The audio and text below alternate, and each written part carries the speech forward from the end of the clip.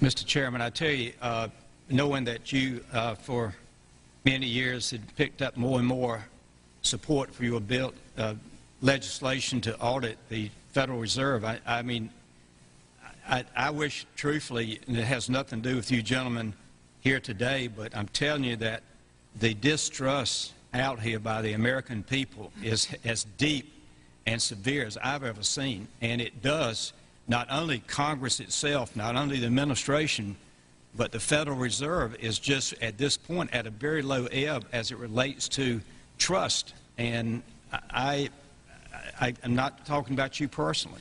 You're two men of high integrity, I know that.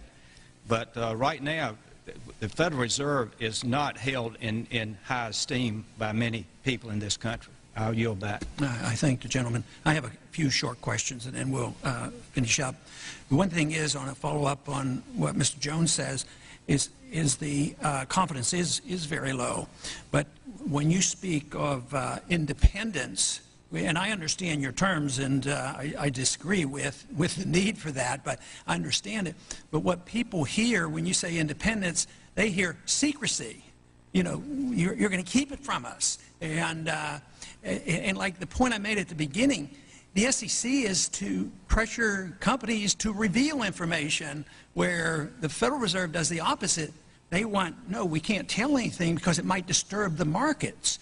But I do have one question. During the crisis, or any time that you're aware of, has the Federal Reserve or Treasury participated in any gold swaps arrangements?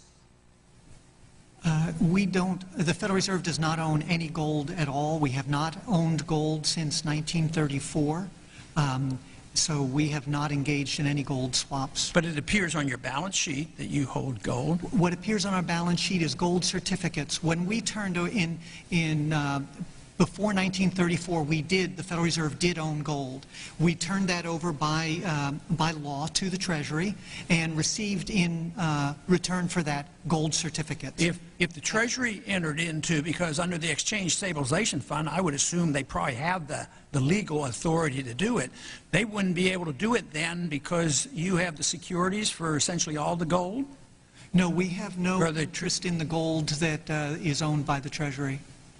We have simply an accounting document that is called gold certificates that represents the value at a statutory rate and still that we gave to the Treasury in 1930. And still measured at $42 an ounce, which makes no sense whatsoever. But, you know, the conventional wisdom today says that gold is really not money. We don't want it to be money. I mean, if you're for the gold standard, there's something wrong with you.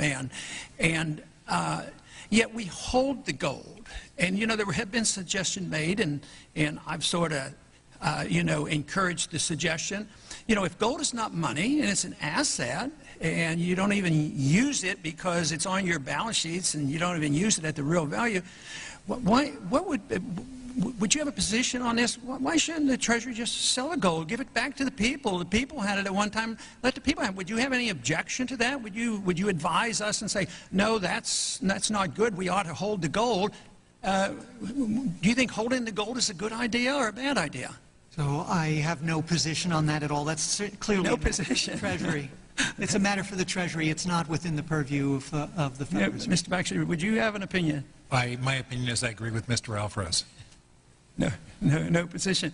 Well, it's amazing because I've asked questions of the Federal Reserve, you know, the members of the board for years, and whether it's been Mr. Greenspan, I can't recall exactly whether I've asked Mr. Bernanke, but it's always, well, no, we have to hold on to these assets. But if it's not money and we don't need it, we're not going on a gold standard, I mean, I would think that they shouldn't be holding it.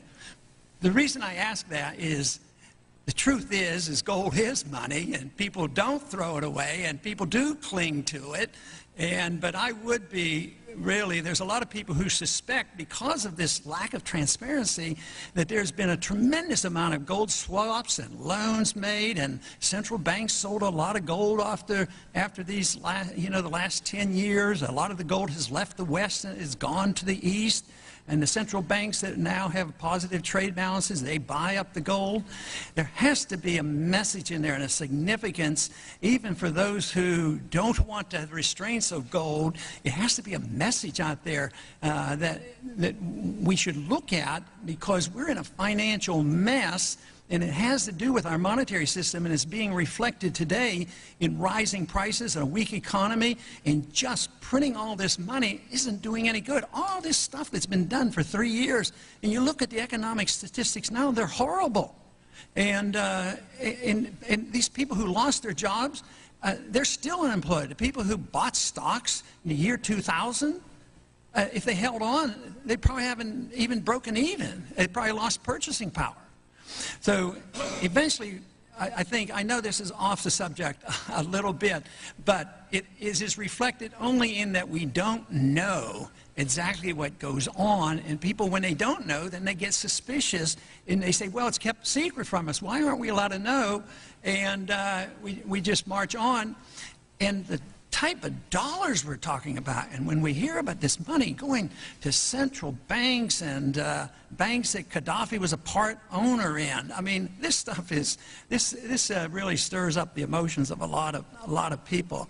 But I do appreciate you being here, and I know that there'll be a lot of questions. There will be written questions submitted, and we'd appreciate your cooperation and send us our answers back. And I thank you. Thank you very much. Thank you, Chairman. This hearing is adjourned.